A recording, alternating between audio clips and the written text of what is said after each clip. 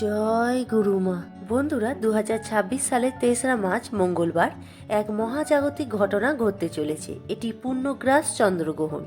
এই পূর্ণগ্রাস চন্দ্রগ্রহণের সাক্ষী হতে পারেন বিশ্বের 558 কোটি মানুষ, প্রায় 69% জনসংখ্যা। তবে বন্ধুরা, এখন জানবার বিষয় হলো এই পূর্ণগ্রাস চন্দ্রগ্রহণ কখন ঘটবে, ভারত ও বাংলাদেশে কি এর প্রভাব পড়বে, সূতককাল কতক্ষণ প্রযোজ্য হবে, কোথায় কোথায় গ্রহণ দেখা যাবে, গর্ভবতী মহিলাদের কি কি সতর্কতা অবলম্বন করা উচিত।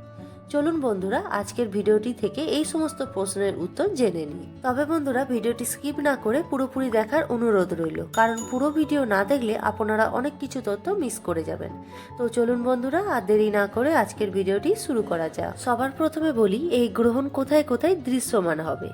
এই গ্রহণ দৃশ্যমান হবে ভারত, বাংলাদেশ, নেপাল, মালয়েশিয়া, সিঙ্গাপুর, চীন, জাপান, দক্ষিণ কোরিয়া সহ এশিয়া মহাদেশের সকল দেশ, মধ্যপ্রাচ্যে দুবাই, আরব, Russia, Australia, New Zealand, America, Canada, Mexico, Brazil, Argentina, Chile, Peru সহ উত্তর আমেরিকা ও দক্ষিণ আমেরিকার সকল দেশ, ভারত মহাসাগর, প্রশান্ত মহাসাগর, আটলান্টিক মহাসাগরে দৃশ্যমান হবে। গ্রহণ স্থিতিকাল 3 ঘন্টা 27 মিনিট।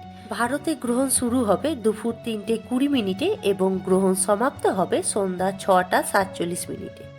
বাংলাদেশে এই গ্রহণ শুরু হবে দুপুর 3টে 50 মিনিটে এবং গ্রহণ সমাপ্ত হবে সন্ধ্যা 7টা 18 মিনিটে। বন্ধুরা, হিন্দু শাস্ত্র মতে চন্দ্রগ্রহণের সূতককাল গ্রহণ শুরু হওয়ার 9 ঘন্টা আগে থেকে কার্যকর হয়।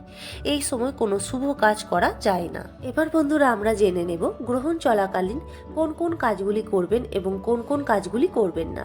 বিশেষ করে গর্ভবতী মহিলাদের কি কি সতর্কতা অবলম্বন করা উচিত, চলুন তা জেনে নিই। বন্ধুরা, চলুন প্রথমে জেনে নিই গ্রহণের দিন কি কি করণীয়। গ্রহণের সময় রান্না করবেন না। তৈরি করা রান্না থাকলে গ্রহণের পূর্বে তার মধ্যে তুলসী পাতা রেখে দিন। এই দিনে অবশ্যই ঈশ্বরের নাম জপ করা শুভ।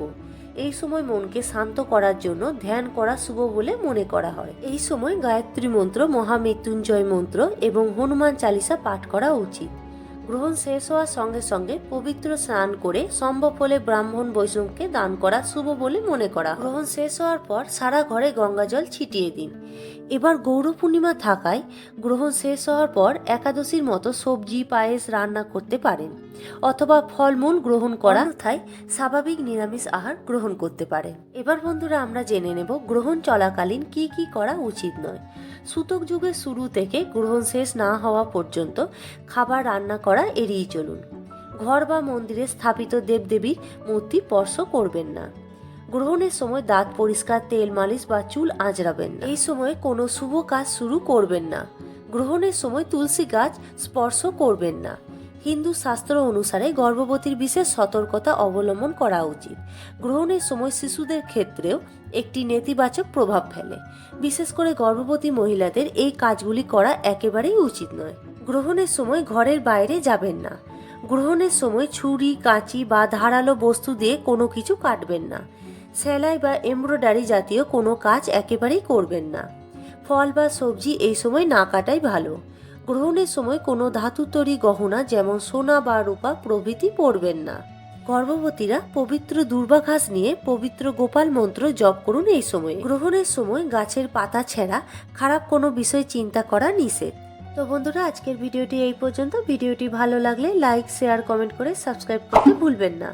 আগামী দিনে এমন ভিডিও দেখার জন্য চ্যানেলের পাশে থাকুন। ধন্যবাদ।